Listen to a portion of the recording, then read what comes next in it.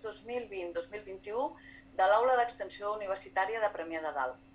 També dir-vos que el curs que ve esperem reprendre les conferències de manera presencial, tot i que haurem de seguir les normes que el Procicat marqui a partir del setembre. En acabar la conferència no us desconnecteu perquè us hem de comunicar un parell d'activitats abans d'acabar el curs. Com molts de vosaltres teniu interès pels viatges i per conèixer altres cultures, tanquem aquest curs amb Andreu Ariño. Ell és físic i doctor en cosmologia numèrica i observacional. Ha estat becat per la Unió Europea per l'estudi de la pèrdua cultural al món i col·laborador del programa Els viatgers de la Gran Anaconda de Catalunya Ràdio. Avui és aquí per parlar-nos d'un viatge que va fer. De fet, va ser una volta al món que el va portar fins a Papua. Aquesta experiència és la que el va fer demanar el projecte europeu de pèrdua cultural. L'aprenentatge és el seu camí, que el guia i precisament l'aprenentatge és el que l'empeny cap als seus viatges. Avui compartirà amb nosaltres una experiència que ha titulat Papua, xoc entre dos mons. Andreu, quan vulguis. Hola, bona tarda, moltes gràcies per tenir-vos i ara us compartiré la xerrada. Al final perfecte.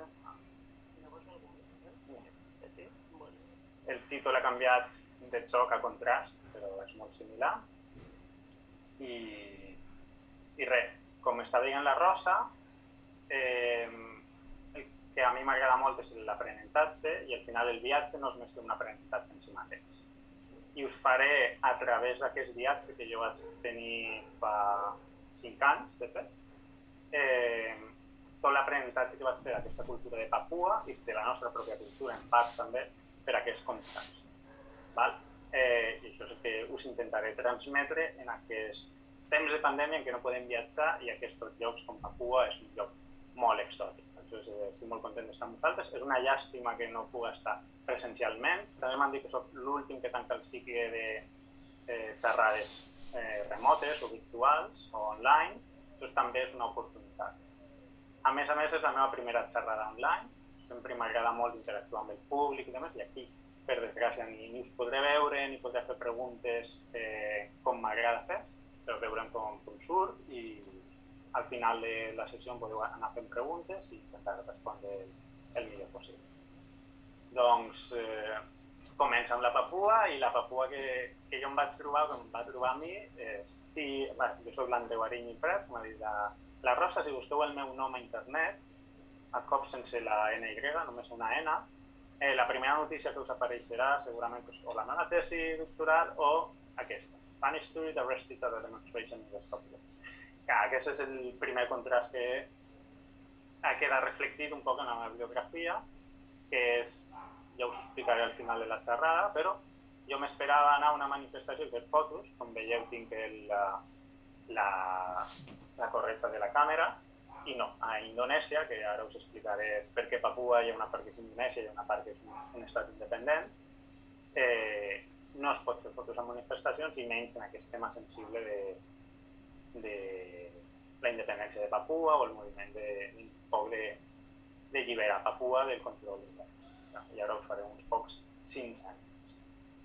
Doncs ja passa la presentació i quan estava preparant la presentació va ser curiós llegir aquesta notícia que és del 9 de març, fa uns mesos, en què, per si no enteneu anglès, així que fer la traducció, és ràbia després que Indonèsia ofereix a Elon Musk, no sé si sabeu què és Elon Musk, és una companyia espacial, una illa, aquesta illa de Papua, una illa més petita, que és la que té aquest home al mapa, per a fer un port espacial.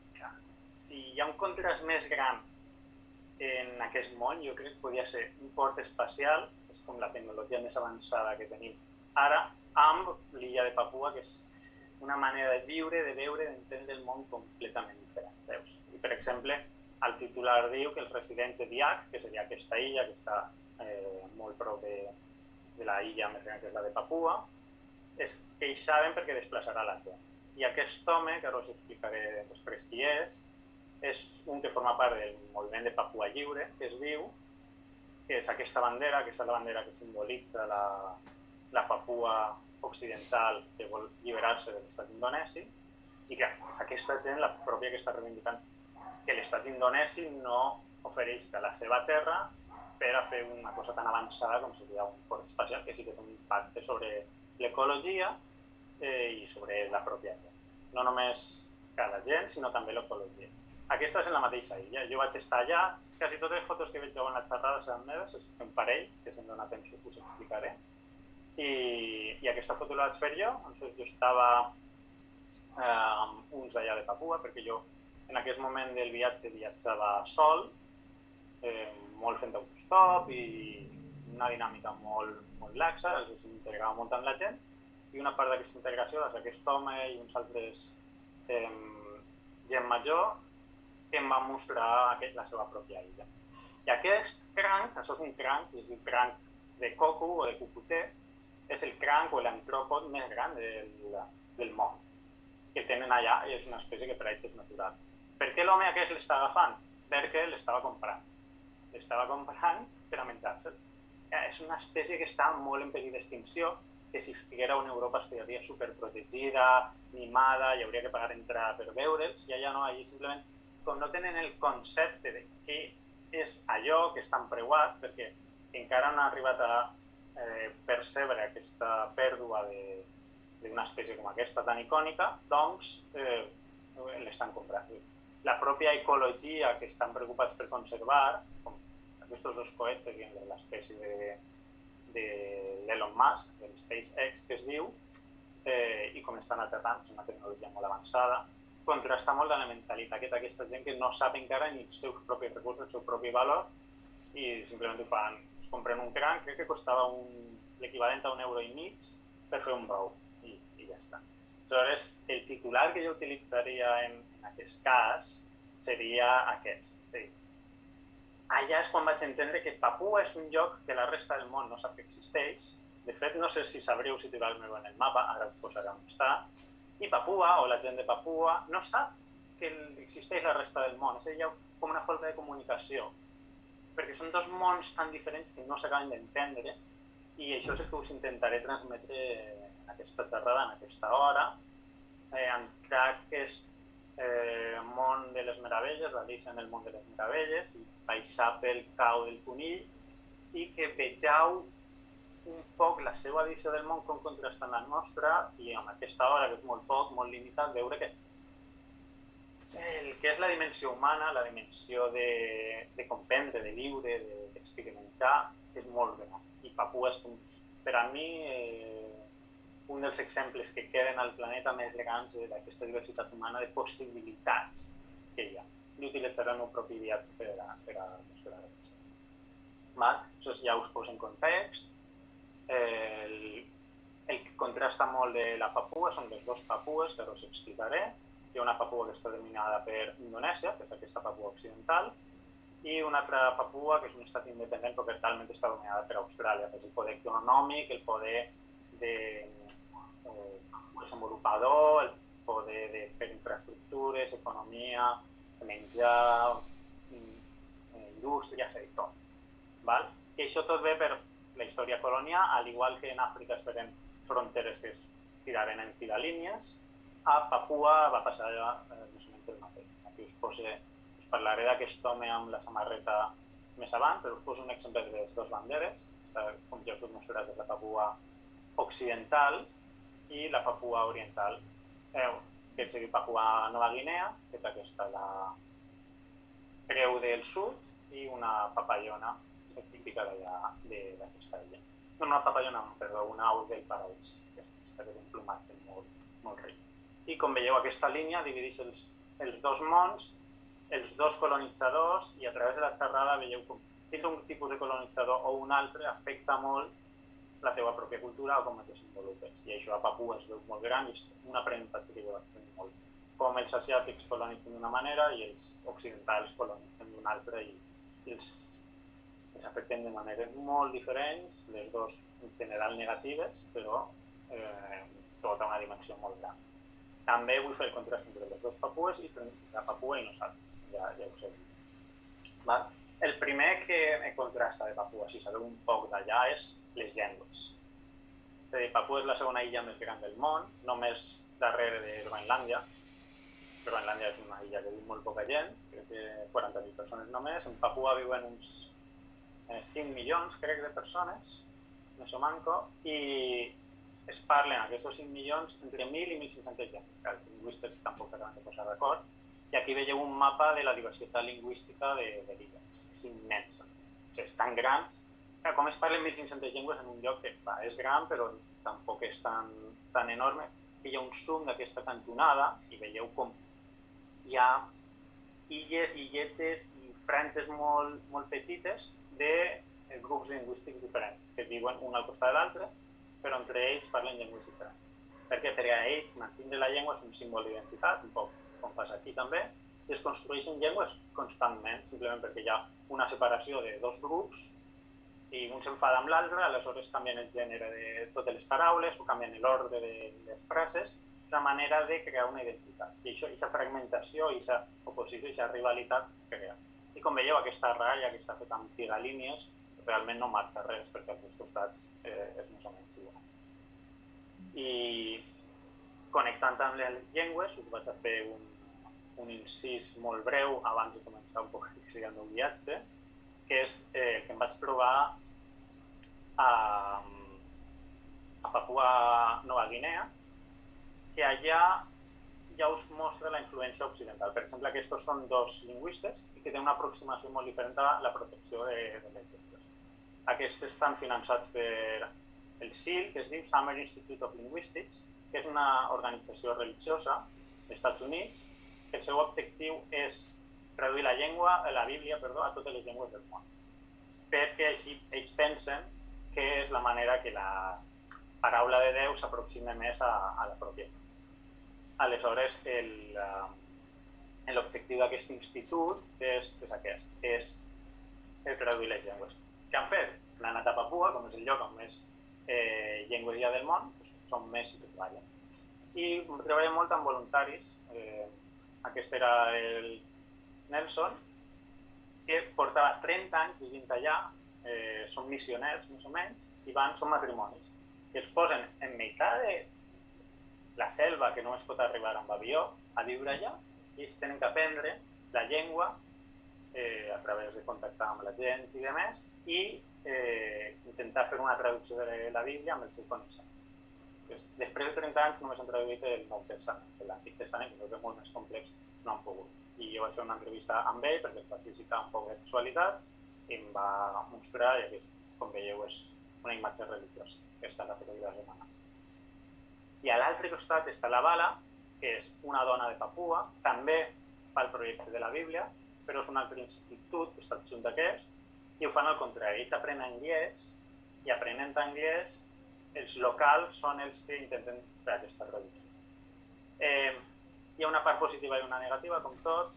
La negativa és una imposició cultural occidental de la religió més valuosa és la cristiana, i tenim aquí el poder, tenim avions, hi ha tot un sistema que no entraré de colonitzar-los d'aquesta manera ideològicament, però per altra banda s'ha vist que aquelles comunitats que s'han fet aquest exercici de traducció i d'aprendre i de més, preserven més també la seva pròpia cultura, la seva pròpia llengua, que s'està debilitant per molts altres motius, que és tota la influència exterior. Llavors hi ha les parts positives i negatives. I aquesta gent fa molt antropologia, un institut d'antropologia xum molt gran, perquè ells volen entendre la pròpia cultura. Però estan esbiaixats per aquesta motivació religiosa. Aleshores ja us introduïs un poc el meu viatge. I aquí és un exemple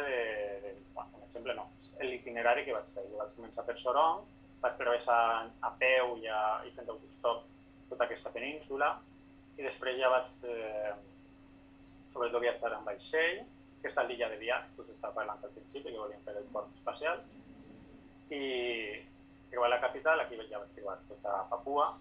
Volia creuar-la a peu, però va ser molt difícil, no entraré en detalls, però no vaig poder i em va tocar agafar un avió perquè no hi ha carretera per a connectar. I l'institut aquest que us estava dient de lingüística està aquí, perquè més o menys l'han fet per logística al centre d'aquesta part de l'illa, que he vist que era molt diversa, i amb avió es pot arribar a molts llocs, tant de l'altiplà com del sud, com del nord i de més. És un punt estratègic, a més estan les muntanyes, per tant és més fresc, no hi ha tants mosquits. I allò era una comunitat occidental muntada en meitat de Papua, amb la mentalitat religiosa. Aleshores, a través del meu viatge us intentaré il·lustrar alguns d'aquests contrastos de maneres diferents de veure i de viure el món. Doncs comencem amb la manera... Vaig a centrar simplement en dues maneres de viatjar, que és el transport, on vas d'un lloc a un altre, i el menjar, perquè al final el menjar és molt important, perquè té molt de contingut cultural i és la supervivència del viatge. Això és bastant valent. I a partir d'ahir ja entraré en altres detalls que a mi em cridaran l'atenció i crec que són molt valuosos per aprendre la cultura d'allà i de la nostra. A cada diapositiva us posaré més o menys la bandereta, si estic parlant de Papua Occidental o Papua Nova Guinea, i PO voldrà dir Papua Occidental, i PNG Papua Nova Guinea. Papua Occidental, el bo d'estar dominat per la part d'Indonèsia és que tenien tota la seva logística de navegació i tota la tecnologia de navegació. És un poble molt mariner, tota Indonèsia, com veieu, o si sabeu, són moltes illes, està molt desenvolupada. I allà el bo és que són molt hospitalaris, són musulmans també, pot ser part de la cultura, o simplement els polinesis, australnesis, que són ells, malais també, són molt amables en general. Té una llengua molt fàcil, és molt similar també a una llengua franca, perquè es parla en molts llocs, arriba des de Madagascar fins a la Polinèsia. I jo vaig aprendre un vocabulari molt simple. La manera que m'agradava viatjar allà era anar als ports i els preguntava 3 coses en indonès, que no me'n recordo, però ho vaig aprendre en aquell moment, que és on aneu, quan aneu i si puc anar amb vosaltres. Aquestes 3 respostes més o menys m'encaixaven, ho feia. I aquí veieu 2 exemples. Aquest és un vaixell que vaig agafar i aquí va fer un xicot de trajecte a un riu, el de dalt a l'esquerra, i a baix estic un vaixell mercant. De fet és il·legal, però el capità era tan amable que m'ha dit, sí, que pots venir. I vaig fer una navegació amb un vaixell mercant, el típic de containers, més petitó que els que veiem al port de Barcelona, per exemple, però es va poder fer. Doncs allà estic jo gaudint un poc del viatge. Aquest és el barret, me'l veureu bastant, que vaig fer la volta al món i s'agraeix molt quan viatges per les creues. Aleshores, el que us deia, tota la infraestructura molt diferent. Allà també vaig navegar en ferri, per detalls, no volia fer, em va tocar, i veieu, són uns vaixells enormes, però la manera de viatjar en ferri no és com la nostra, és a dir, tenen un concepte molt diferent del ferri. Per exemple, veieu aquí tota aquesta gent tombada en meitat del que seria un passadís per a nosaltres en ferri, per si aneu a Mallorca o el que sigui. Per què? Aquesta gent bàsicament no pagava passatge. Simplement, si tu vas als llocs establerts, sí que has de pagar un passatge, que també era mòdic, 10 euros, no sé així. En canvi, la gent que està com als llocs comuns, les zones comunes, se'ls permet anar sense ningú cost. I aquí hi ha un exemple de gent que està tombada. Bàsicament, es pot entendre que el transport marítim a Indonèsia és pràcticament gratuït. S'intenta aconseguir el menjar i demés, perquè sempre hi ha un espai per a la gent que no s'ho pot permetre, anar d'un costat a un altre. I això és una mentalitat completament diferent de la que nosaltres teníem, que anar a un ferri i no has de pagar res, sempre i quan només estigués a les cales, corredors o els llocs comuns. I això contrasta molt amb Papua Nova Guinea. Allà, com l'estat que tenen és un estat independent i la influència que tenen és l'occidental, tot és trenca. Per què? Perquè ells mateixos no poden mantenir un ferri, perquè necessiten un nivell de logística molt gran, i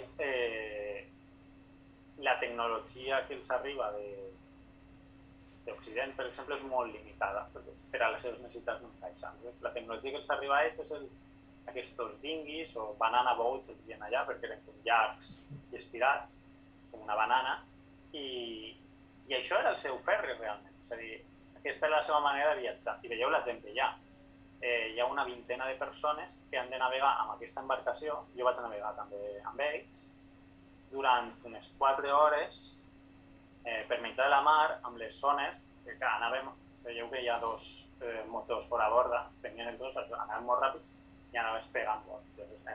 4 hores en què vas pegant bots sobre la superfície dura d'aquest ferri, embarcació. I clar, em vaig agafar un dolor de coll molt gran. Viatjar en Papua, les 2 Papues és difícil, sobretot la Papua Nova Guinea, que és la part dominada per Occident. I això, clar, a ells els crea moltes limitacions. La seva manera de viatjar, de transportar-se, històricament és molt diferent.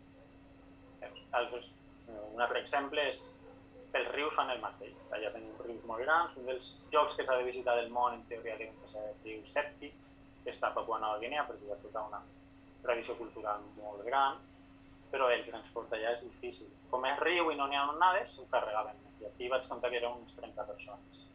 De fet, és molt curiós perquè això va ser un transport de 7 hores per el riu, per la nit, i hi havia un punt que m'estava pixant molt, hi havia davant de tota aquesta gent, mentre estava en marxa la barqueta, pixar. I per a un occidental pixar davant de la gent és molt difícil. Ells ho feien amb tota naturalitat, però a mi em costava, i al final sí que s'acaba fent, però és un concepte completament diferent del viatge, de les necessitats i de més. I per a mi vaig passar la nit acompanyat de tota aquesta gent.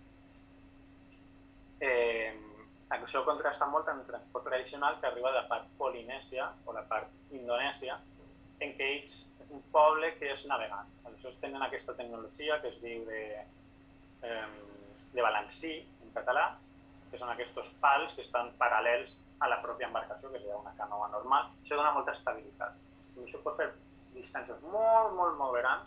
Aquests mateixos pobles són els que arribaren a l'illa de Pasqua i fa poc s'ha descobert que arribaren a Sud-amèrica inclús, perquè hi ha hagut un trasbassament genètic, perquè tenien aquesta tecnologia. Aleshores, la Papua occidental, com tota la influència indonèsia, han adoptat aquesta tecnologia als propis locals i l'utilitzen.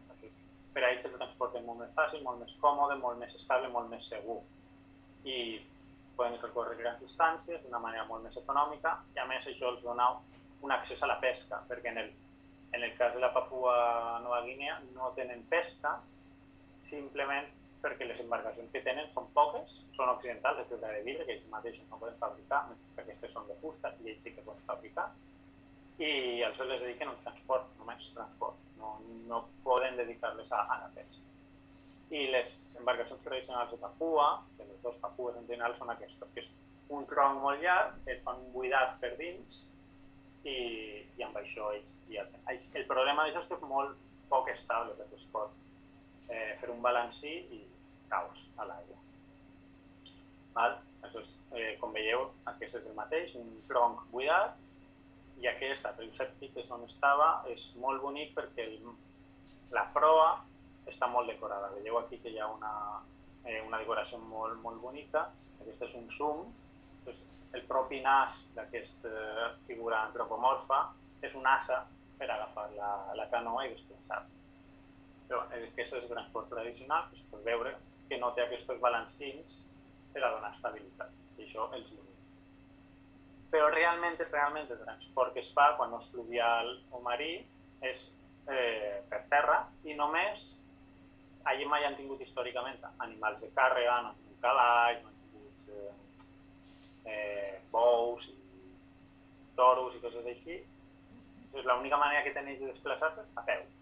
I aquí és el contrast. Per exemple, en Papua Occidental, quan ara estan començant a obrir la infraestructura, les carreteres per a viatjar, perquè està només colonitzada per Indonèsia dels anys 70. I aquest és el contrast de la Papua tradicional, que és anar a peu, amb la nova Papua, que és la del desenvolupisme i les infraestructures, que és aquesta excavadora. I aquí aquesta gent, per a creuar un riu, jo vaig creuar amb ells també, ens pujaren damunt de l'excavadora per a creuar. Aquest transport tradicional és a peu. A mi em contaven històries que hi havia gent que es passava 3 dies seguits caminant per bosc i muntanya, bosc i muntanya, bosc i muntanya, i ni dormia. Al final ja ho feien com una manera de zombi. Perquè era l'única manera d'anar d'un lloc a l'altre. I a més, per fer 20-30 quilòmetres, és una orografia molt trencada, havien d'estar 3-4 dies, 2-3 dies, i ni descansaven per avorrir. A Papua Occidental, com ja us he dit, s'ha fet tota aquesta infraestructura, però encara està molt desenvolupada. Per exemple, ja arriben molts vehicles asiàtics, aquest és un Mitsubishi, un camió, però veieu l'enfangat que està. Estos també em diuen a mi. Hola? He escoltat algú? Vale. Continue. Són carreteres tan dures que aquesta és una pick-up en la que vaig anar, una camioneta, que al baixar d'una costera molt gran havien de refredar els frens del calents que està. Són unes carreteres molt, molt dures. I viatjar a Papua en general és dur.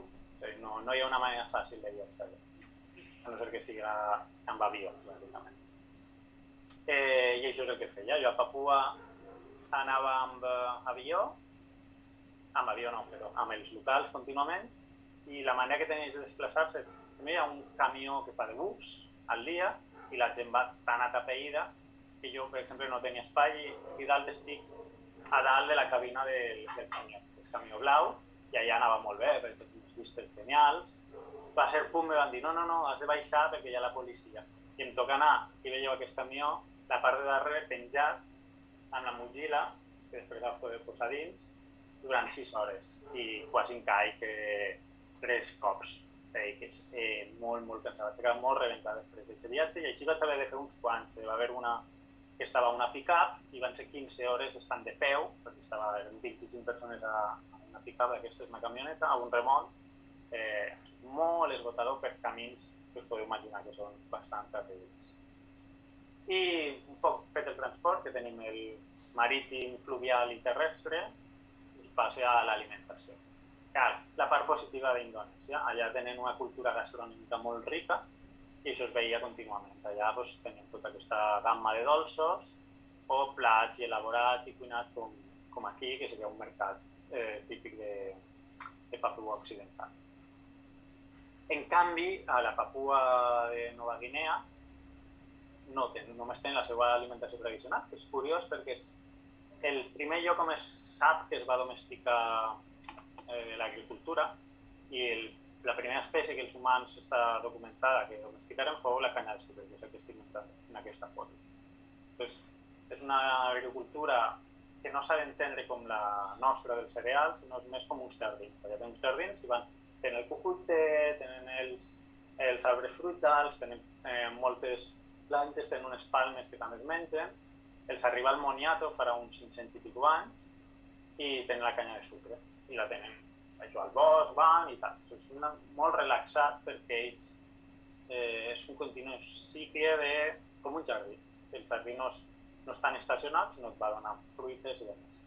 El que sí que està arribant d'Occident és una influència molt negativa, que ara us explicaré. Per exemple, els arriben les patates, però són importades perquè allà no cultiven tant, o aquestes salsitxes que suposo que venen d'Austràlia, que queda la indústria càrnica, també els arriben moltes llengües d'ovella, perquè els importen d'Austràlia i Nova Zelanda, perquè ningú menja llengua d'ovella, doncs arriben a Papua. O menjar ja més tradicional seria aquest, uns insectes, uns cucs, que estan molt bons, perquè tenen un sabor molt, molt afruitat. Allà anar provant la gastronomia local, però és molt pobra. Jo he dit que, tot i que fa més de 10.000 anys que domestiquen, no hi han posat molta inversió en desenvolupar la gastronomia. Que no han tingut mai cereals, suposo que no han pogut arribar a una sofisticació massa gran. I tampoc la sal no la utilitzen massa, són menjars molt sonsos en general. A Papua Nova Guinea, com tenen aquesta influència tan gran d'Occident, que ells arriben d'Occident no tenen neveres ni res, els arriben menjant llaunats. El menjar llaunat és molt pobre en nutrients i demés, però per a ells, com els ve de fora, pensen que és millor. Ara estan canviant la seva gastronomia del que es mengen tradicionalment ells, que és molt ric, tot i que és sonso, a una versió més occidental. Aquí tenen bols estil occidental i tenen fideus Maggi, després us explicaré un poc més d'aquestos de Nestlé, amb tonyina. A mi m'ho feien moltes vegades, el menjar era arròs blanc que no es cultiva allà o fideus que no es produeixen allà, amb tonyina que no es produeix allà, en una terra que és com un Eden, perquè allí tires qualsevol llavor, qualsevol planta i creix d'una manera afluent, és clima tropical, molta aigua, molta insolació. I en canvi el menjar l'importen. Per a mi era un contrast molt gran. Vaig estar a una explotació de cafè i em donaren més cafè que importaven d'Austràlia, perquè ells mateixos no tenien el concepte de molt de cafè. Això és molt complicat. I aquí estava menjant amb aquest home i l'únic que sí que és d'ells és aquestes plantes que sí que agafen dels jardins o dels horts que ells tenen. Però han reduït molt la riquesa gastronòmica que ells tenen. I això els contribueix, no us he mostrat fotos, però hi ha molts nens que tenien aquesta panxa típica inflada per una mala dieta, falta de vitamina K i coses així.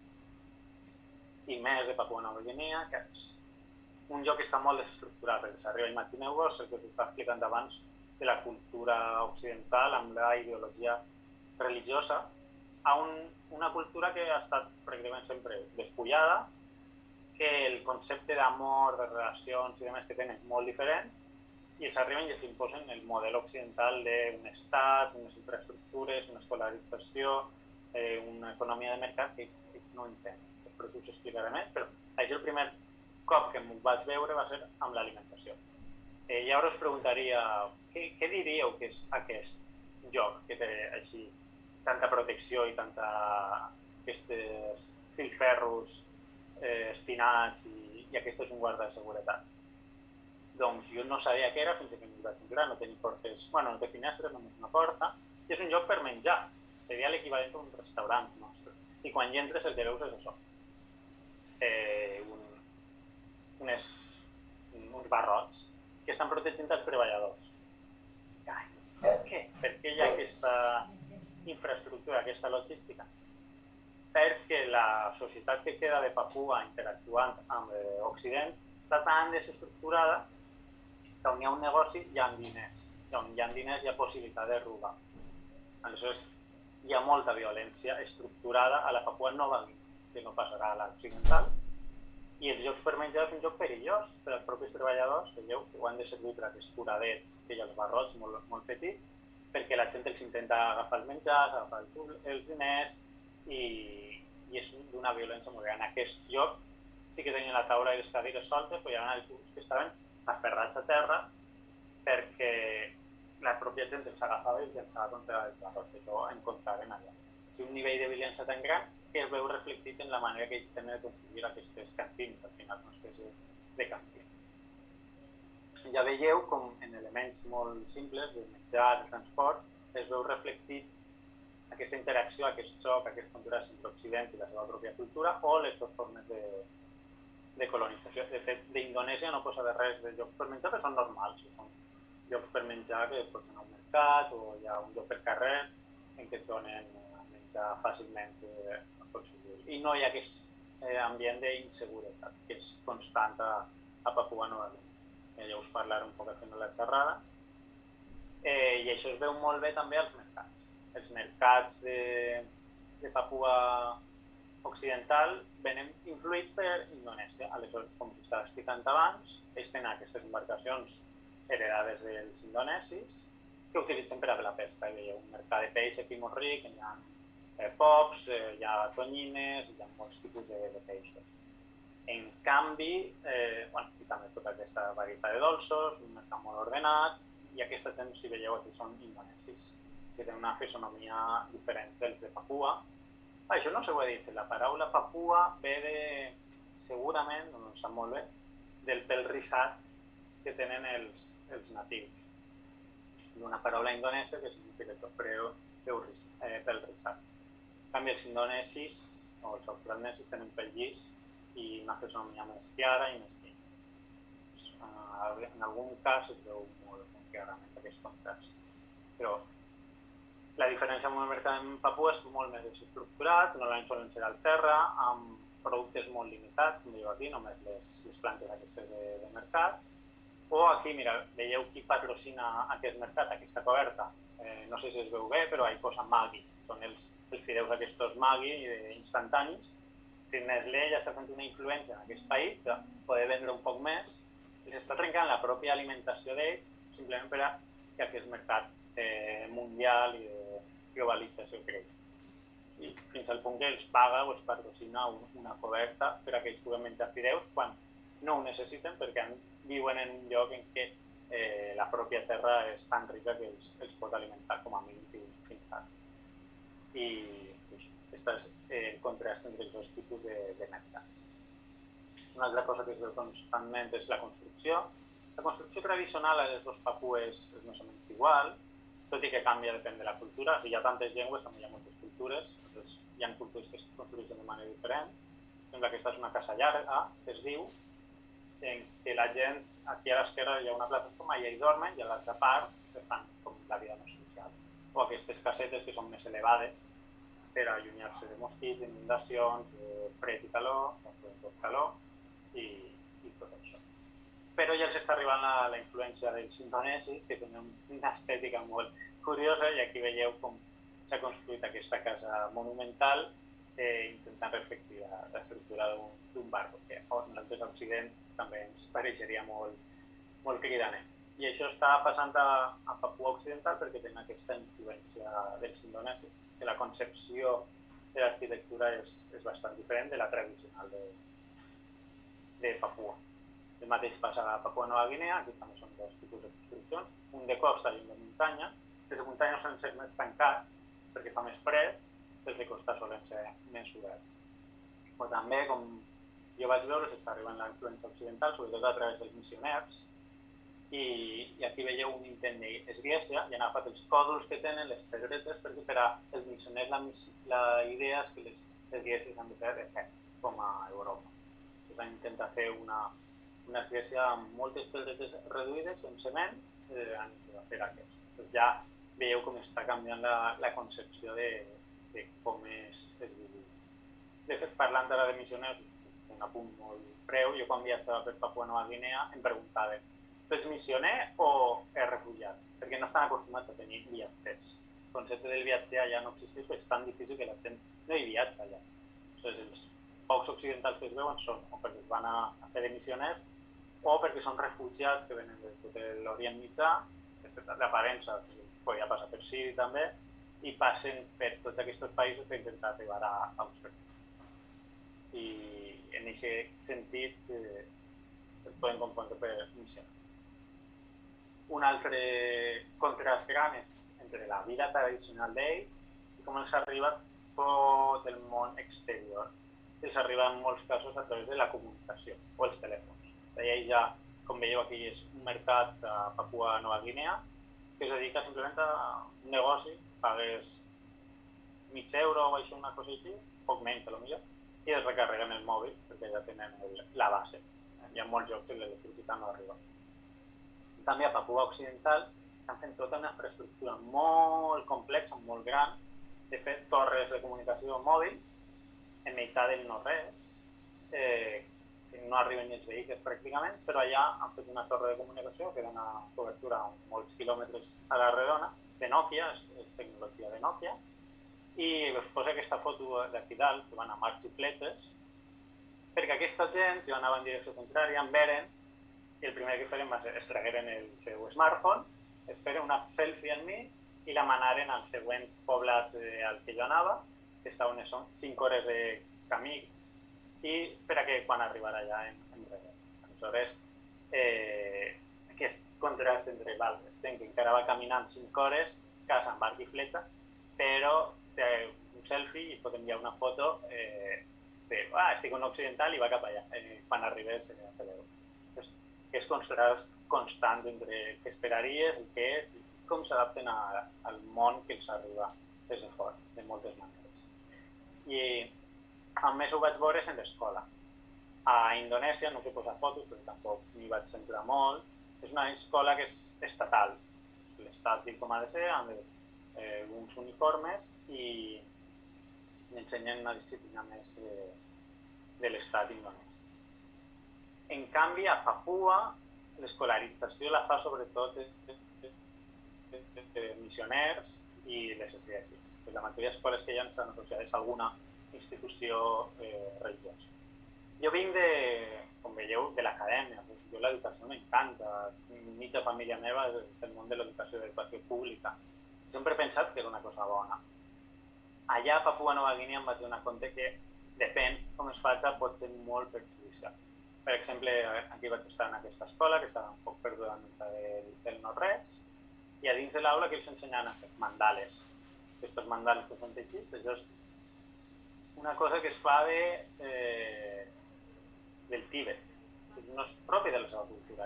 Ells no aprenen de la seva pròpia cultura, ells aprenen cultura occidental o la cultura que els arriba a través dels occidentals. Aprenen Shakespeare, aprenen tota l'anglès, òbviament, matemàtiques, tota l'estructura occidental. I sí que els donen un poc d'antropologia, però també des del punt de vista occidental, de quines maneres tenen de vestir-se, les diferents tribus que ells tenen allà i el nivell d'escolarització va destruir i renunciar a la seva pròpia cultura. I això és el que passa. Aquesta gent viu tan lluny, perquè encara viuen en tribus de 100 persones, més o menys, 50, que han d'anar fins a l'escola, estan 6 mesos internats i després d'aquests 6 mesos tornen un mes o 2 a les seves famílies.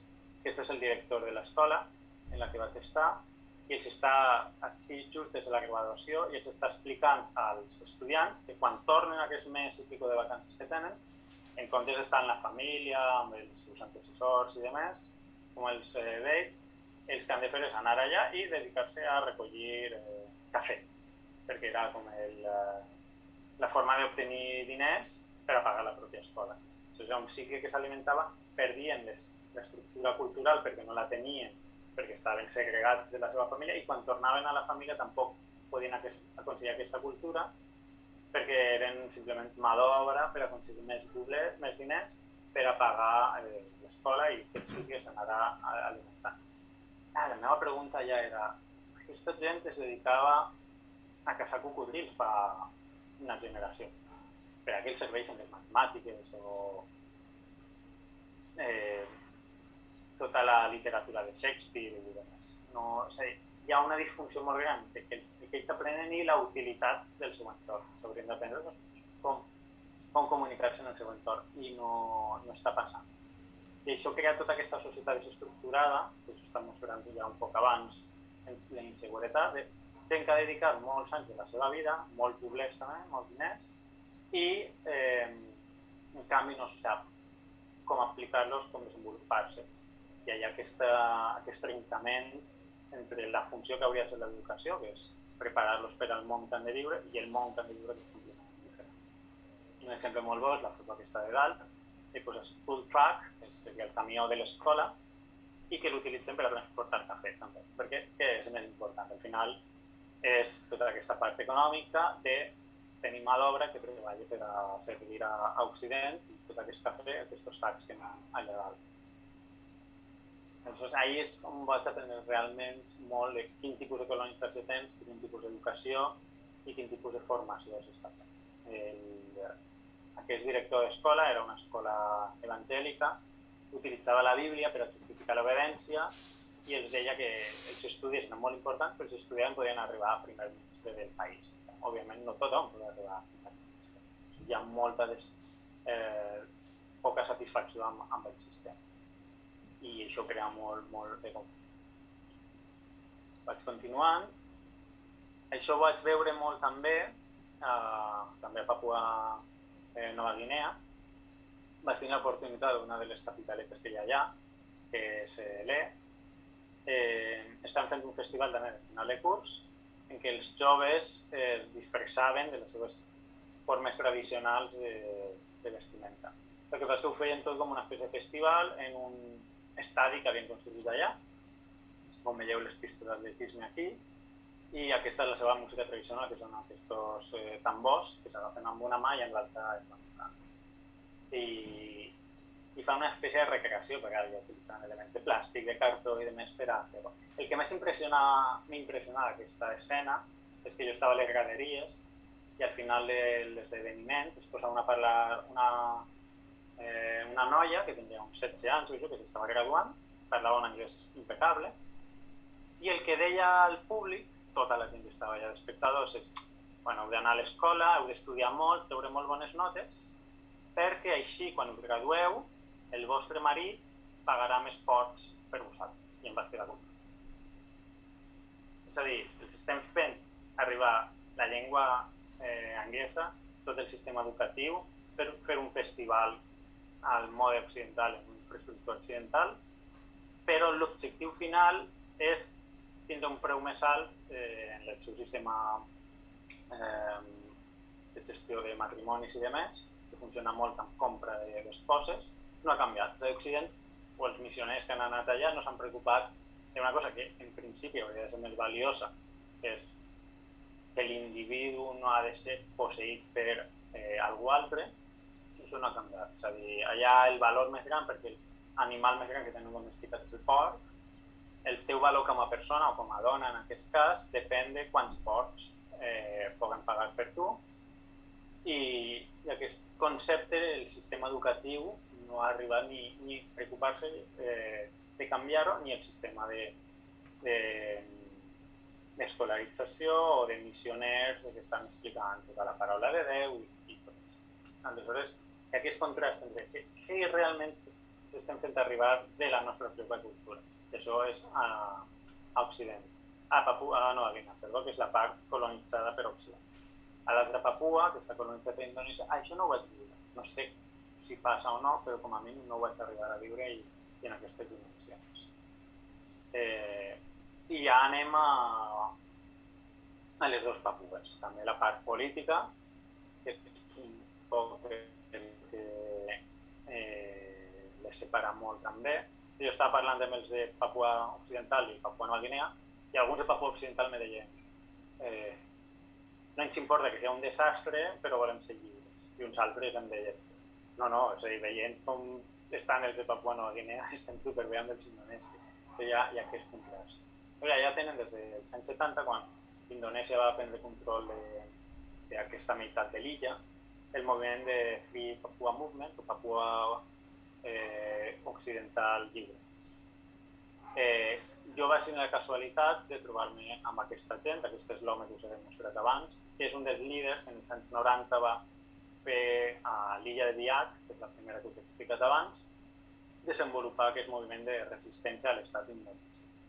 I aquí estic amb la bandera que es va hissar en aquell moment i que el que la va fer l'han posat en la presó, i aquests tenen una base clandestina en meitat de les muntanyes i allà em goveren. És a dir, jo m'hi vaig trobar un poc de casualitat, també el meu viatge estava ple d'esdeveniments com aquest, i aquest és el segon cop que m'has trobat un exèrcit rebel, el primer va ser a Myanmar, que ara està molt en notícies, i aquest és això també, uns homes allà em convidaren a un event cultural, em digueren, i al final l'event cultural era una reunió d'aquesta associació de llibertat, que tenen un poc de lluita armada, sobretot més ideològica, i aquest és un exemple que les armes que tenen són rifles dels anys, segurament de la Primera Guerra Mundial, molt antiquats, i amb això van fent, al final també ells s'utilitzen per a la caça d'ells mateixos. Estan tan ignorants del món, que és la frase que us he posat abans, que es pensaven, això era en 2016, que les Nacions Unides en 2016 votaria per a que Papua Occidental fos un estat independent. Això ni anava a passar ni estava a prop. Simplement, em vaig estudiar després, un dels representants que tenen, que es va exiliar a Austràlia, anava a parlar a les Nacions Unides sobre que tenen un comitè molt limitat. I això és tot. D'ahir ells van inferir que les Nacions Unides els concediria la independència. Així va anar la reunió. Ells em feren que els entrevistara i tot. Doncs, aquest és el tipus de violència o de repressió que tenen de l'Estat. Aquesta gent sí que l'encarcelen, alguns els maten, que són famílies molt extenses des de Papua, i sempre hi ha algun familiar o algun conegut l'han matat o ha desaparegut per l'Estat indonesi. És la part opressora de l'Estat, que en altres coses tampoc es tracta tan mal o hi ha aquest xoc tan gran com en Occident. En Papua Nova Guinea és el contrari, allà ja són independents, però és una societat tan desestructurada que no saben com funcionar, com gestionar-se. I aquí el concepte que ells tenen per als la gent que fa maldats, que són rascals, que és una paraula en anglès que es podria traduir de manera un poc laxa com a trapelles. És gent que es trapella. Aquests fan trapelleria i es molesten. Que això ha anat evolucionant, suposo que començarien en coses molt reduïdes, a bandits. Realment eren bandits, tal com la paraula diu. Aquest és un exemple que Sport Truck seria l'escolta dels camions, que aquests treballen per unes mines, i aquí darrere no els vas poder fer fotos, però hi ha guàrdies armats amb subfusils i demés. Per què? Perquè per meitat de la carretera passava molts cops que aquests bandits els tallaven, els començaven a atacar amb bicicletes, perquè sí que no tenen armes, i necessitaven una guàrdia armada per a protegir aquests camions de les mines, que per a ells eren molt valiosos. Allà, en Papua Nova Guinea, s'ha desenvolupat tot el sistema de bandits, i per això a mi constantment estem dient amb preocupació dels bandits. Tant és així, tant és estructural, la gent no sap què fer en la seva vida, sobretot els homes joves, que un paisatge que era bastant comú a les muntanyes de Papua Nova Guinea era aquest, tot cremat, tot deforestat. I a mi això em cridava molt l'atenció perquè és molt rica la terra, plou molt, no hauria d'estar deforestat. Jo vaig preguntar el per què d'aquest desmantellament de la natura, i era perquè els rascals aquests es dedicaven, quan estaven avorrits, a cremar bosc. I anaven cremant bosc i es distreien. És a dir, la pròpia desestructuració social està afectant a ells. Perquè és gent que no sap com viure, no sap com distreure's i es trenca tant que es col·lapsa. És una constant en el món occidental i en interacció amb els indígenes, en què normalment hi ha tasses d'encarcelament més grans, d'abús de drogues, de violència, i per això ja a Papua Nova Guinea es veu molt clara. Tant és així, aquesta és una família australiana que em va acollir, i ells viuen una espècie de castells o de fortaleses que necessiten seguretat 7 dies a la setmana, 24 hores al dia, perquè de vegades en quan els pot entrar algú i els intenta segrestar o els intenta robar, amb pistoles que es fan ells autofabricades. Per exemple, aquest l'intentaren segrestar 2 cops als seus fills amb pistoles de claus. Una pistola de clavar claus i amb això els amics. I aquest home vivia molt bé, però vivia una inseguretat constant perquè mai sabia si algú li podia entrar a la casa a intentar robar. Hi ha un contrast molt gran entre una societat que no s'havien de preocupar d'aquesta violència constant amb tota la influència de l'Occident. I això es veu exemplificat, per exemple, aquestes són les úniques 2 fotos que no són meves, que són les presons. Jo m'hi vaig trobar perquè fent d'autostop un dels que m'agafaren van ser treballadors de presons i eren dones. Les guàrdies de presons són dones. Em va parecer molt curiós i vaig començar a fer un poc de recerca.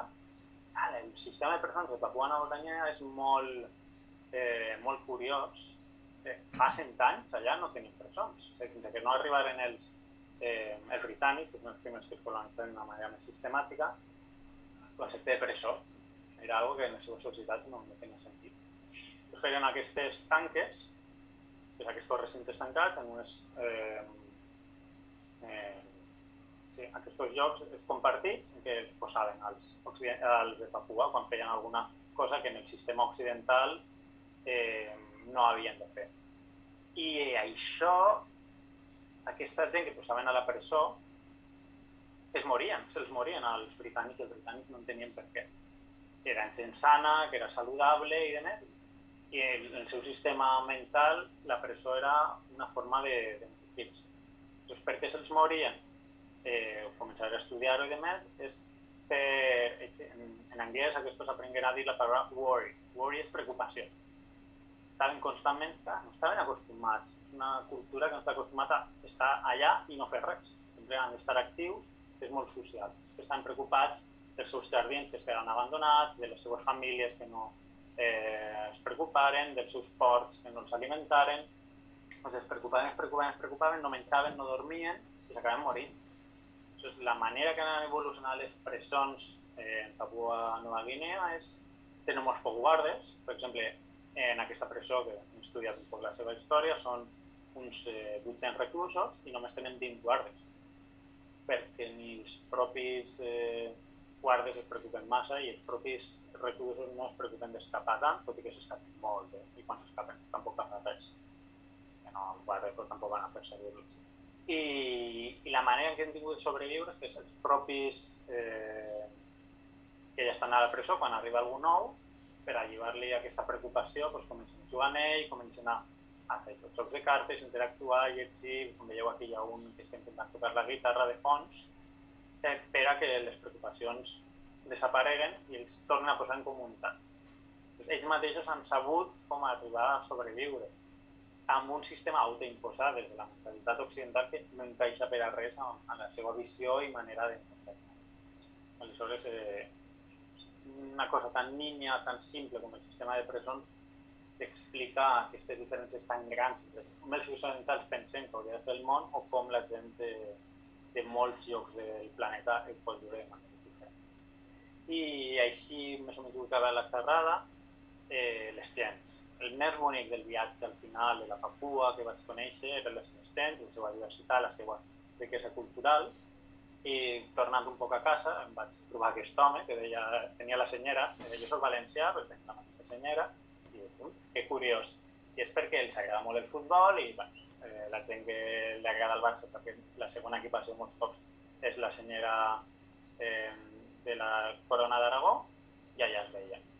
La gent deia aquesta samarreta i a l'altra banda del món, en aquest lloc tan exòtic, em veia elements que em recordaven a la casa, simplement per aquesta connexió amb el futbol que els està arribant. En fet, això es veia més a la Papua Occidental perquè els asiàtics els agrada molt el futbol. També a la Papua Nova Guinea la gent no sabia que era el Barça, en gran part perquè a ells els agrada més el rugby per la influència australiana. També era curiós, a Papua Occidental hi havia bastants albins i que no vaig veure a Papua Nova Guinea. Me vaig estudiar un poc el per què, però no ho acaba de veure. Hi ha un altre tipus d'albinisme allà que són rojos, de pell. En comptes de negres, per això els diuen moltes vegades Nova Guinea, perquè tenen una fisonomia molt pareguda a l'africana, i hi ha una fisonomia que és roja, una pell ocre, i això hi ha casos que estan.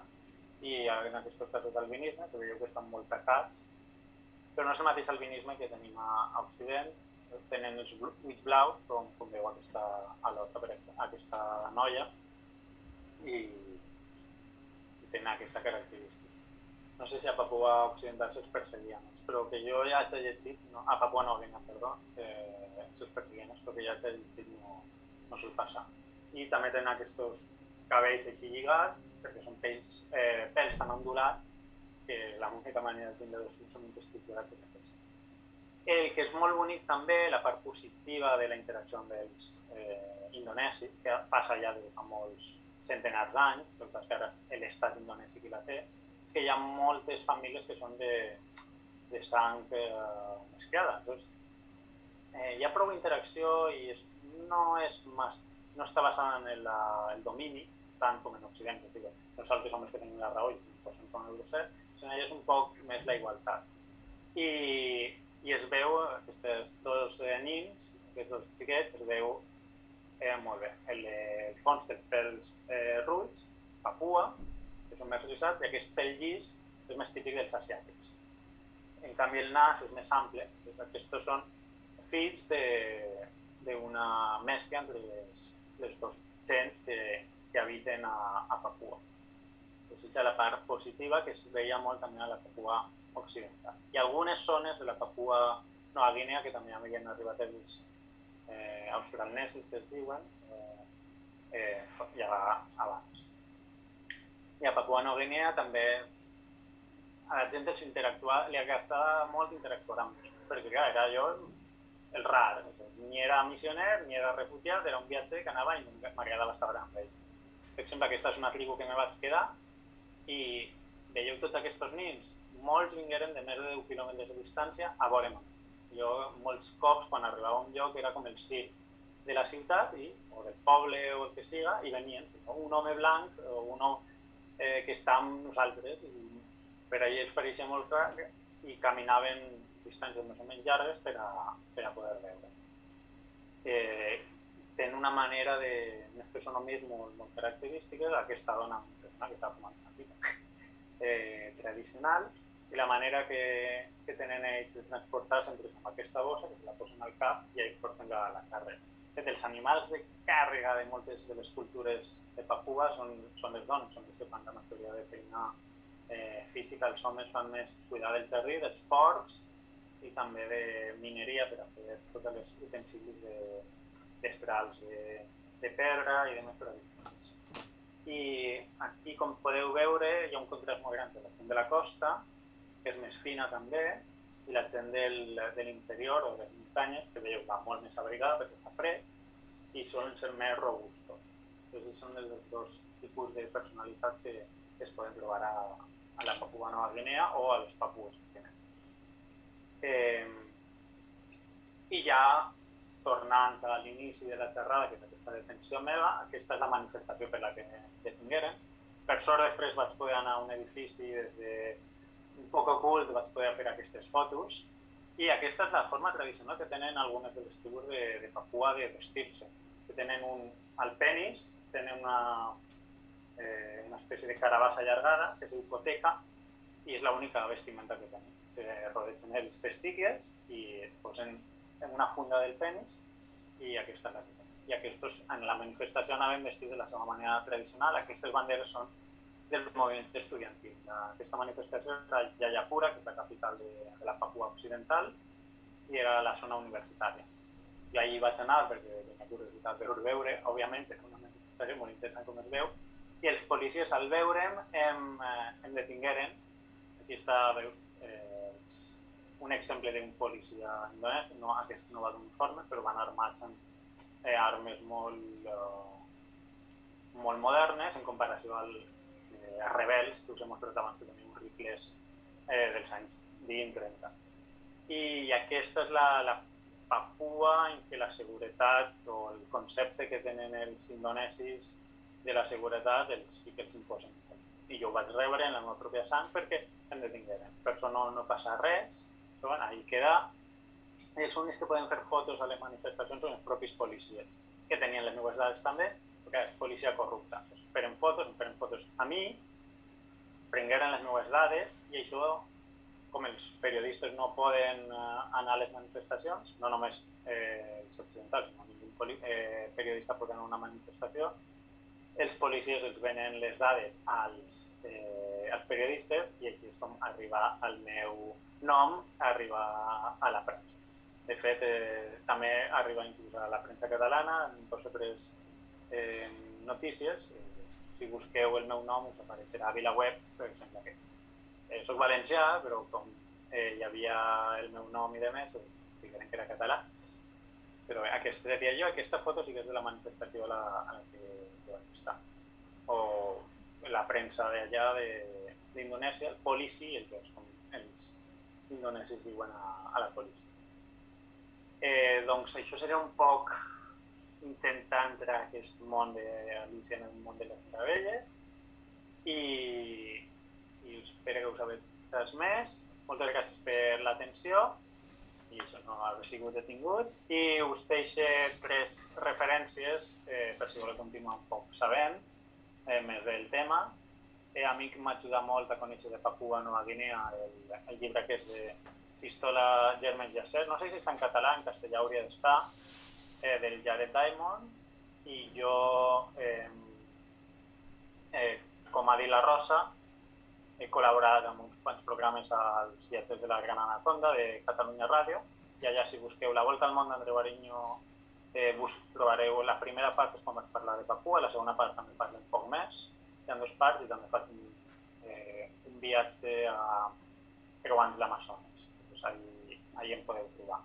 I després, si voleu saber més, que he escrit un llibre de tot el meu periple al món, 1.200 pàgines, m'ha quedat bastant llarg, perquè faig tot aquest detall i anàlisi de contrast cultural.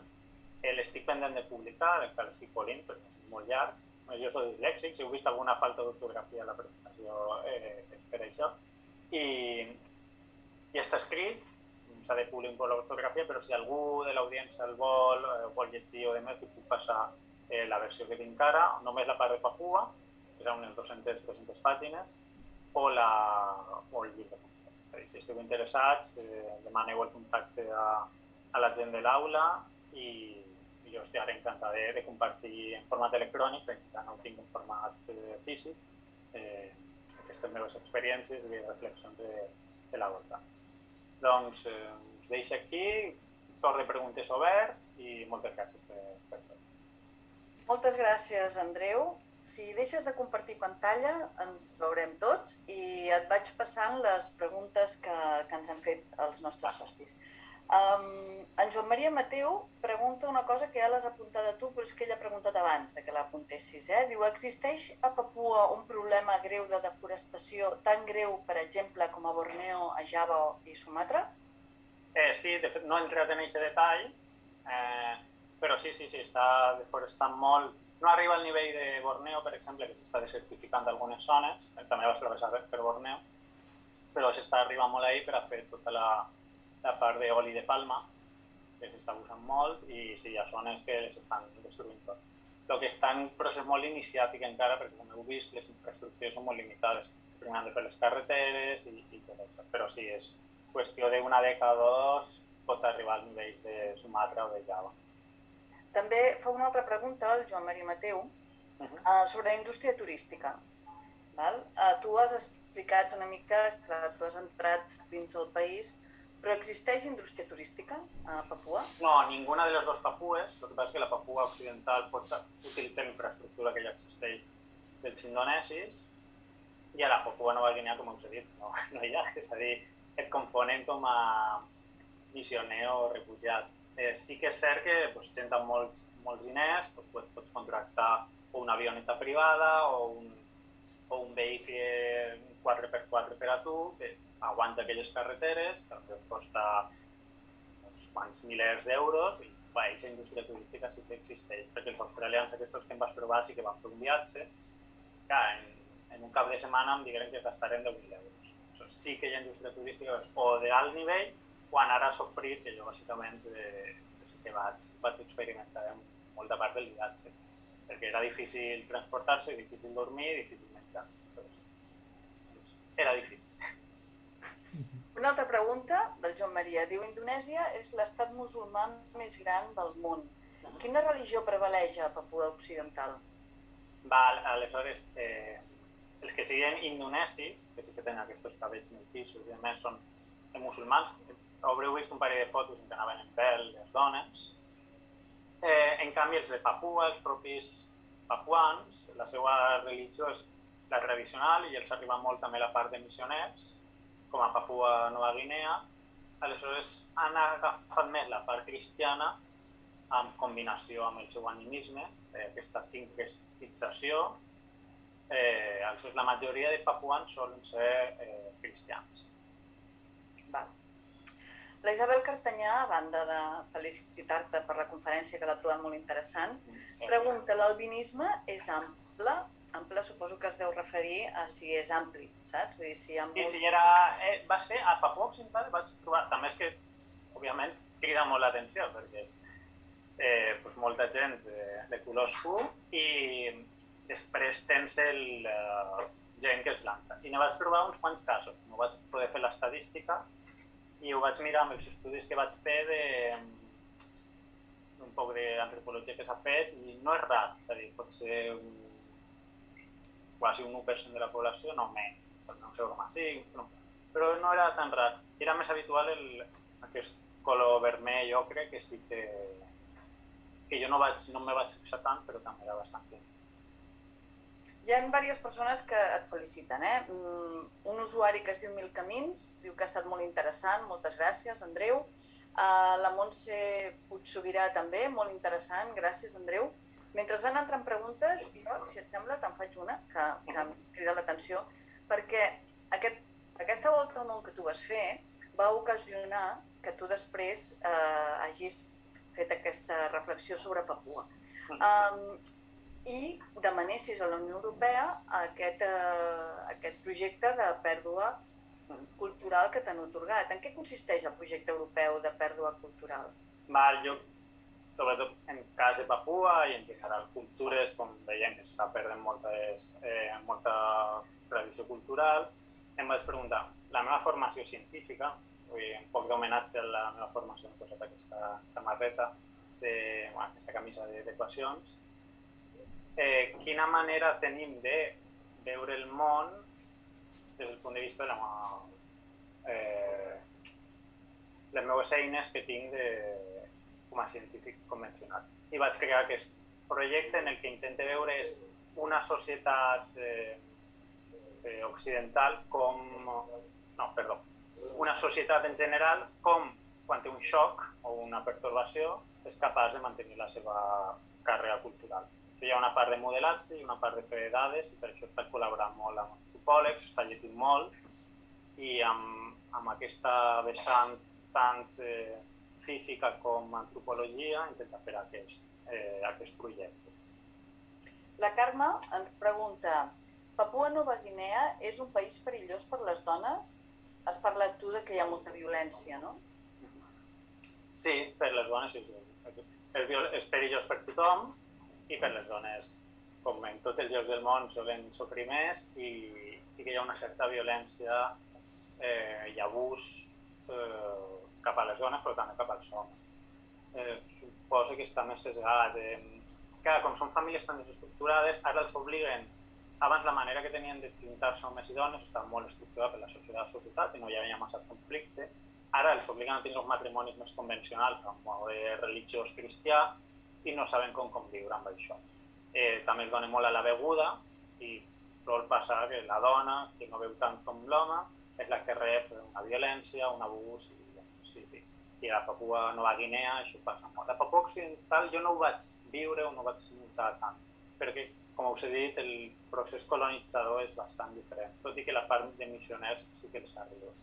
Entonces és un poc més difícil de dir. La Montse Puig-Sobirà també pregunta, diu, m'ha sorprès el poc desenvolupament estant tan a prop d'Indonèsia o Austràlia. És una illa que és difícil.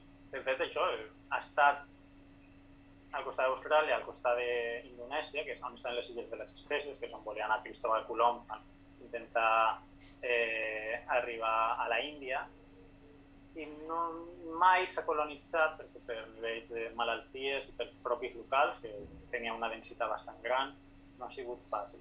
Llavors, el desenvolupament d'infraestructura ha sigut ara els últims 20 anys, sobretot quan s'ha començat a descobrir mineria, que és molt important a Papua, i ara s'està explotant l'oli de palma. Però si no hi ha un interès d'Occident, que és qui porta infraestructura, no hi ha una inversió, un desenvolupament. Sí, perquè tant la mineria com l'oli de palma és un interès que té el món occidental, no pas. Els locals realment no.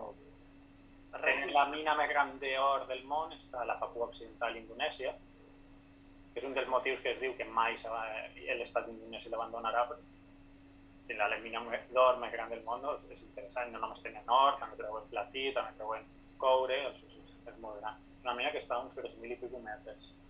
I ells, els propis locals, no veuen res d'aquesta riquesa. Tampoc sabrien com gestionar-la, segurament, perquè no estan acostumats i no hi ha aquest desenvolupament.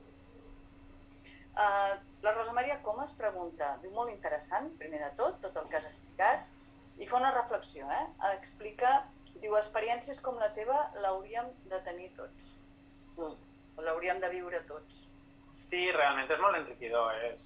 Jo no soc la mateixa persona després de pas per Papua, perquè t'obri molt com els humans podem arribar a ser i com som també els propis occidentals, les limitacions que nosaltres tenim, i aquesta experiència, aquest viatge, que és com la presentació que m'has fet, és una manera d'entendre. És a dir, jo no veig molt diferent tot l'estudi que vaig fer de la cosmologia, des de l'univers, com d'aquest viatge, perquè al final són les pròpies societats humanes les que intentem entendre el món.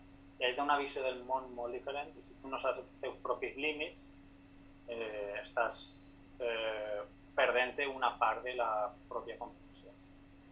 Una altra part del meu viatge que em va ensenyar molt, i no és tan dura com Papua o tan difícil, és la Índia. També és un lloc que recomanem molt anar perquè el contrast és molt gran.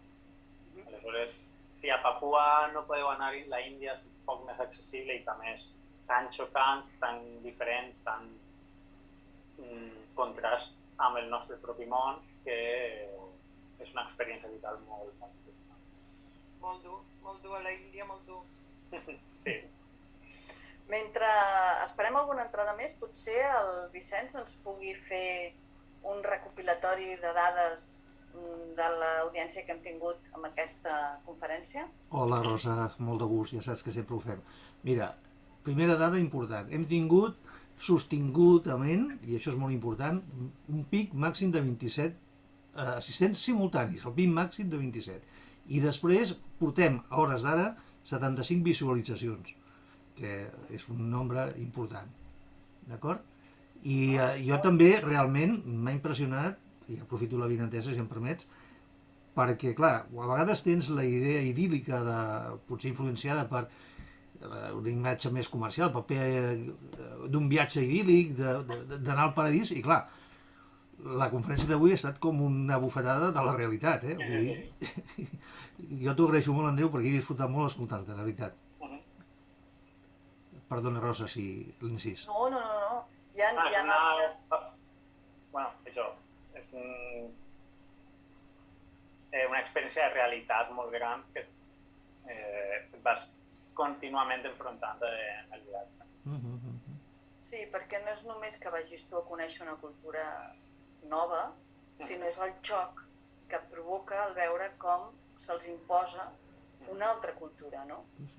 I aleshores és intentar conviure amb aquestes dues cultures que deu ser molt xocant per ells i, evidentment, per qui ve des de fora a veure-ho com tu també, no?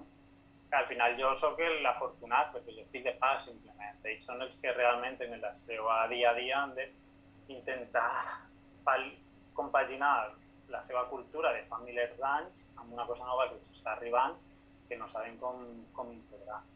I els que se l'estan forçant, sí, segur que els de Magui ho fan amb la millor intenció, els estan donant fideus i ells hi tenen més alimentació, però al final els estan limitant molt la riquesa d'una cosa que ells ja tenien.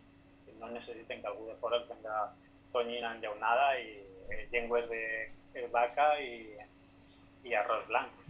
Sí, que no oblidem que aquestes grans empreses el que volen és obrir mercat. Sí, però ells justifiquen ells mateixos com que estan fent una cosa positiva. Els estem donant proteïnes barates, els estem donant un accés a una alimentació que ells no tindrien, moltes vegades la seva justificació, i ells fan, inclús des de la bona intenció, òbviament fan negoci, no ens anem a equivocar. Però ells mateixos, com tenen aquesta visió tan reduïda de com és el món, s'autojustifiquen per a aquesta expansió tan gran que al final és igual que l'educació. Tu penses que l'educació és bona i l'alfabetització, però veus que si se fa de la manera que els occidentals sabem, no funciona, no hi ha una manera d'arribar a entrar-hi sense que el preu que hagin de pagar i estan rebent aquesta actuació siga molt alt. La Mercè Salomó pregunta quant temps vas estar en aquest viatge durant tota la teva estada? Quant temps vas fer? La volta al món va ser un any i mig i la part de Papua van ser 2 mesos i mig. D'acord. Doncs no sé si hi ha alguna pregunta més. Si no, acomiadaríem aquí la conferència d'avui. Moltes gràcies, Andreu, escoltar-te. Realment venen ganes de sortir al món i aprendre i tenir noves experiències de vida, com deien alguns dels nostres socis, però lamentablement per una cosa o una altra ara mateix no és el millor moment i no ho tenim a l'abast. Esperem poder tornar a gaudir del teu aprenentatge en una altra conferència en la que ens parlis d'algun altre lloc del món que hagis visitat i que t'hagi frapat com t'ha frapat Papua i ens expliquis el món, els seus costums, les cultures, els pobles, i aquesta vegada ho farem presencial. Moltes gràcies. Hi ha una pregunta més. M'ha faltat les vostres cares i... Hi ha una pregunta més del Josep Rufat. Diu, encara es fan els festivals Sing Song de Goroka? Jo no hi vaig anar, vaig llegir perquè estava mirant festivals i demés, i crec que sí, el que són festivals, música i demés, sí que han tingut la capacitat de mantenir aquestes tradicions, que són nous, perquè els festivals no existien tampoc, ells ho feien pel seu propi consum, i aquest Ecoloc en particular no me'n recordo molt bé, però em sona el nom, i sí crec que sí que es fan, a més enguany per pandèmia no han pogut fer, però perquè atreva molt de turisme. Ahir sí que hi ha un turisme i va molt específic a aquells llocs. De fet, sí que hi ha empreses que et duen a veure un festival en concret o un lloc en concret a un alt preu, però existir existeix. El que passa és que l'accés econòmic és bastant elevat. I aquest jo crec que sí, és dels més grans que hi ha i està a Papua Nova Guinea, a Papua Occidental també. Però vas trobar un home que es dedicava a explorar des del punt de vista del turisme més aeri, que de fet duia gent de National Geographic i tot, i duia turistes amb un creuer i els muntaven un festival per a aquest grup de turistes. Clar, per a ells, per als natius, era com una festa, que venen així els turistes, nosaltres fem les nostres danses i tal.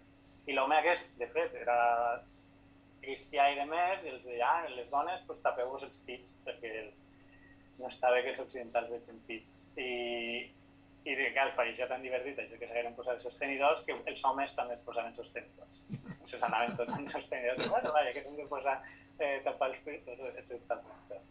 I clar, m'ensenyava fotos d'homes allà tots atapeats amb la seva roba de festival i amb sostenidors occidentals. Perdona, aprofitant la pregunta aquesta, hi ha algun lloc que es pugui descarregar algun fragment de música o tens algun enllaç per poder... De què? De música tradicional o de... No en tinc. Tinc vídeos i demés del viatge, el que passa és que treballar amb els vídeos és un poc més difícil i música tradicional no ho sé, si voleu us podia buscar. No té monis, no vull anar a fer-ho, ja ho buscaré jo, no pateixis. Gràcies. Sí, però a mi, de fet, alguna vegada sí que em tocaven aquest timbal que us he dit i és un ritme molt ràpid i està molt bé. Però no m'he dedicat a aquesta part d'investigació. Molt bé. Doncs crec que si ara ja no hi ha més preguntes, hem exhaurit el temps amb Scratch i esperem, com deia abans, que la pròxima vegada que et veiem sigui presencial i ens puguis parlar d'una altra part del món i nosaltres estarem encantats de poder-te tenir aquí a Premià de Dalt, al nostre local, que és el Casal Jove, i esperem això, que pugui ser ben aviat. Moltes gràcies, Andreu, i fins molt aviat. Vale, moltes gràcies. I els socis? Moltes gràcies a vosaltres, que és un plaer.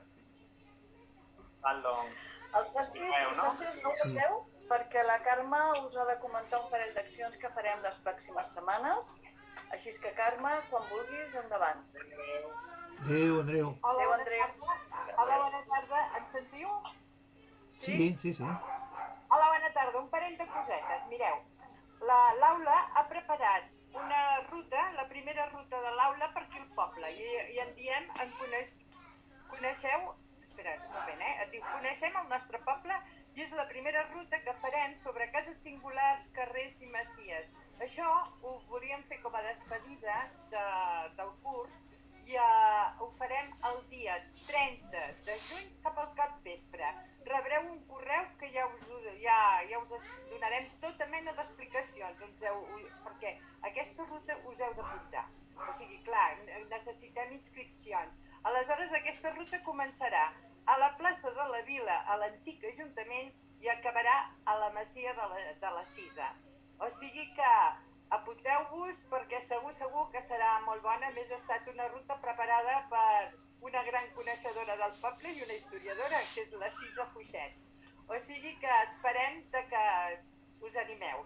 Després, el dia 7 de juliol, que ja serà presencial, ens veurem en el casal, farem la primera assemblea que tenim pendent, l'assemblea de la nostra aula. O sigui que el dia 7 també, el 7 de juliol, això. Recordeu, 30 de juny la sortida, 7 de juliol l'assemblea, però com rebreu un correu ja us ho especificarem tot, d'acord? Bé, doncs aleshores esperem que participeu a totes dues activitats que preparem i l'assemblea